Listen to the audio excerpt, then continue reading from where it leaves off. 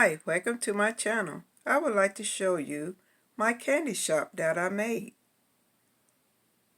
I use scrapbook paper and printables off the internet, and I also use Photoshop to insert my pictures into the doorway and also write my name in the door.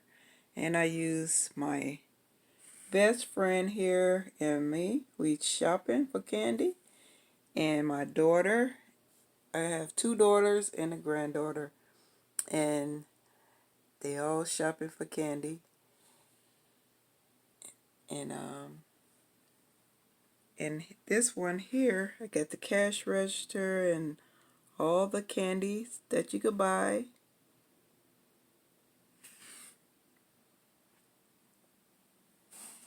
And I put some candies on the side of the building here. And the bike is plain. The bike of the store is plain.